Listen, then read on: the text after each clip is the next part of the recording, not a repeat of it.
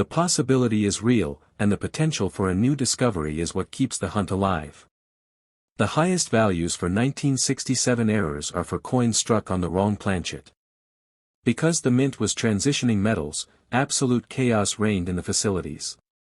The Silver Ghost Quarter ***, the holy grail of this transition era is the 1967 quarter struck on a 90% silver planchet.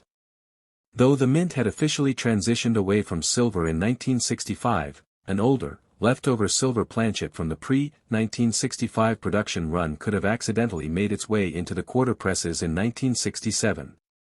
This coin would have the telltale 1967 date, but would contain the 90% silver of the earlier issues, a clear difference from the copper-nickel-clad composition. This is the most significant, known non-error quarter of this era, though it is extraordinarily rare and its true value potential remains largely untested at the absolute peak of the market. The off-metal errors *** more commonly found, but still incredibly valuable, are errors where the quarter die struck a planchet meant for another coin. These off-metal errors are verifiable, documented, and have real, high-value sales. A 1967 quarter struck on a dime planchet, a much smaller blank, is possible, with examples valued in the hundreds of dollars. A 1967 quarter struck on a nickel planchet, a 5-cent piece blank, is another known rarity, valued in the hundreds.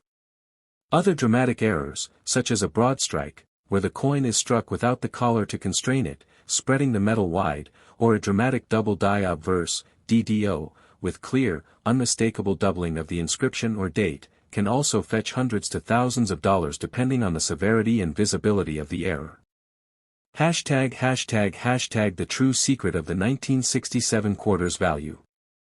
The true story of the valuable 1967 Washington quarter is not found in the initial act of striking, but in the survival.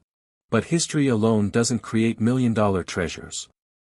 Rarity is the key, the spark that ignites stratospheric value, and this is where the 1980 issue steps into the spotlight. The official mintage figure for the 1980 50 new pence is substantial, recorded at over 89 million coins. This large number typically means a coin is common and holds little value beyond its face value. However, do not be fooled. The world of numismatics is one of secrets, errors, and astonishingly low mintage variations and proofs that shatter conventional expectations. When we talk about the potential for millions of dollars, we are no longer speaking of the average coin plucked from circulation. We are discussing the legendary, often undocumented, errors and anomalies, coins that escape the royal mint with a flaw so unique, so profound, that it makes them practically one of a kind. Imagine a mule error, a coin struck with the die of a different denomination or year entirely. While no widespread, acknowledged mule error has been officially publicized for the 1980 50p to date, the possibility remains the holy grail for a collector. A single, authenticated mule error could see a coin's value leap past the thousands and into a realm where high-end collectible cars and rare artwork reside.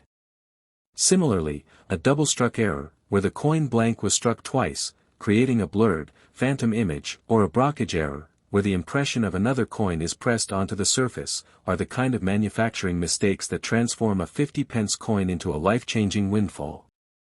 Any one of these incredible, authenticated manufacturing mistakes would catapult the 1980 50 new pence from a few dollars to a piece commanding a breathtaking sale price that could easily enter the hundreds of thousands or even millions of dollars at a major international auction. These are the coins that exist in the whispers of top collectors, the ones that rarely ever surface but, when they do, they break all previous records.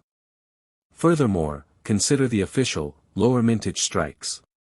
While 89 million were minted for circulation, a very small number of proof coins were produced, coins struck with specially polished dies for collectors.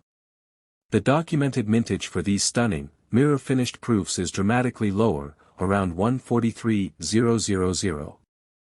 Although not in the millions of dollars category on their own, a proof coin in pristine, perfect, flawless graded condition, like PF 70, especially one that could be later verified to possess a subtle, undocumented die variation or a striking anomaly, could still fetch a significant hundreds to thousands of dollars, acting as a crucial indicator that the door to higher values is already open. For the average collector, finding a pristine, uncirculated version of the 1980 coin, even without a major error, represents a respectable and growing investment, as these original, larger design. The 1776-1976 dual date. This coin wasn't just money, it was a widely distributed artifact of national pride, a tangible piece of the country's 200th birthday celebration. ###Moneybag the value paradox, from 25 cents to thousands.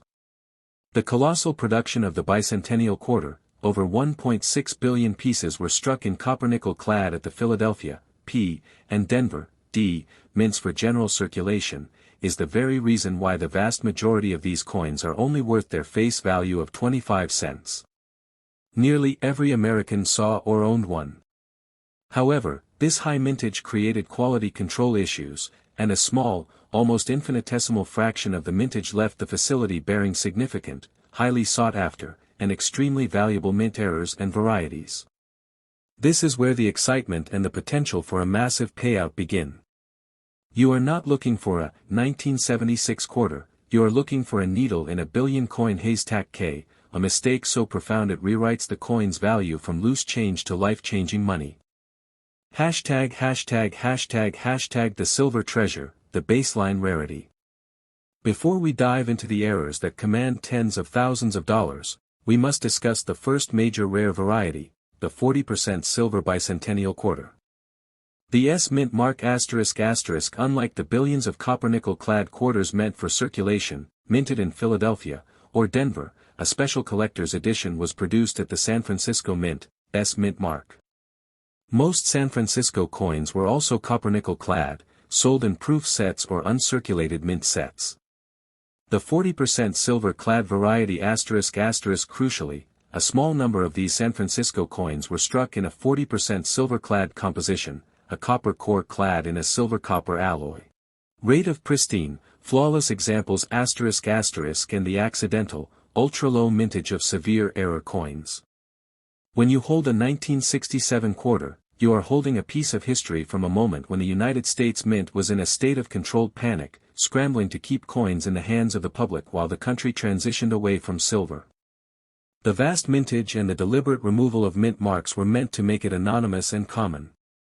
The market has proven that the opposite is true. The difficulty in finding a truly flawless specimen has made the perfect 1967 quarter a numismatic legend, a prized jewel that proves that even from the most common of coins, extraordinary, multi-thousand-dollar and potentially six-figure fortunes can be found. The hunt is on, and the next discovery could be in your hands right now. The journey from a 25-cent coin to a bank-breaking treasure is paved with knowledge, and now you have the map. Now that you know the secrets of the 1967 quarter's staggering value, would you like me to focus on the key visual details of the special mint set, SMS, quarter so you know exactly how to distinguish it from the common circulation strike? Coins become scarcer. But the real, sensational value lies in the search for the unknown.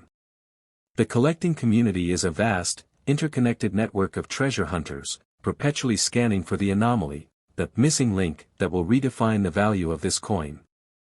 The possibility that a single 1980 50 new pence coin, perhaps struck on an incorrect planchet, or exhibiting a unique, yet-to-be catalogued die break or legend variation, is currently sitting in a sock drawer or an old coffee can is what drives the excitement. The existence of such a spectacular error, if authenticated by a major grading service, would be a newsmaking event, creating a bidding war that would launch the coin's value into the multi-million-dollar realm, cementing its place as one of the rarest and most valuable coins in the history of British decimal coinage. The thrilling bottom line is this ****, while the common 1980 50 new pence coin is a historical artifact worth a few dollars, the extraordinary, authenticated error variations, the mules, the double strikes, and the other highly unusual manufacturing mistakes, are the legendary, multi-million-dollar treasures. The fact that only a tiny, almost infinitesimal number of the 89 million could possess such a fault is what makes the 1980 coin an ongoing, high-stakes lottery for collectors worldwide. Every single coin from that year is a ticket to a potential fortune.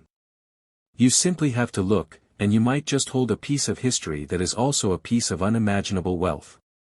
Do you have your 1980 50 new pence ready for examination? The next step on your path to numismatic fortune begins now. Would you like me to detail the specific features a collector should look for to identify one of these potentially invaluable error coins? The value is determined by the percentage of the strike that is off-center, with the most valuable being both uncirculated and struck 40-60% off-center while still retaining the complete date. These spectacular errors can command prices from hundreds to low thousands of dollars, depending on the visual appeal and the degree to which the mint mark and date are still visible. 4. Major die breaks or cuds ***. A cud is a raised lump of metal on the coin's surface, formed when a piece of the coin die breaks off at the edge. A die break is a raised line where the die has cracked. A dramatic, uncirculated bicentennial quarter with a massive, eye-catching cud or a large die break can easily fetch hundreds to thousands of dollars, with the most impressive examples capturing the imagination of collectors who value the physical evidence of the minting process failure. ### The $1 million takeaway. The 1776 to 1976 Bicentennial Quarter is not just a coin, it is a story. It is a moment of national pride frozen in metal. For the average circulated coin, the value is sentimental and face value. But for the meticulous collector, the coin roll hunter, or the lucky person who simply failed to spend a decades-old piece of change, the search for the double die obverse, the 40% silver proof, or the highly improbable wrong planchet error offers a tangible, legitimate path to a 5, or even 6-figure windfall.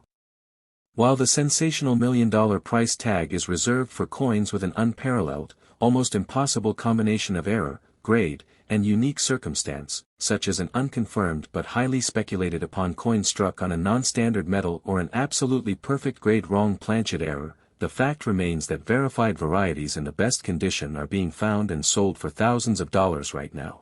The time to check your change is now. That dusty coin jar, the old shoe box, or even the coin lodged in the cushions of an old sofa could be hiding a tiny drummer boy who is ready to beat out the rhythm of a millionaire's future. The key is in the details. High magnification is your new best friend. Look for that doubling on the date and lettering, check the edge for the silver stripe, and examine the coin for any anomalous size or a strike that seems physically impossible. The most common coin in America hides the most uncommon fortunes, and yours might be next.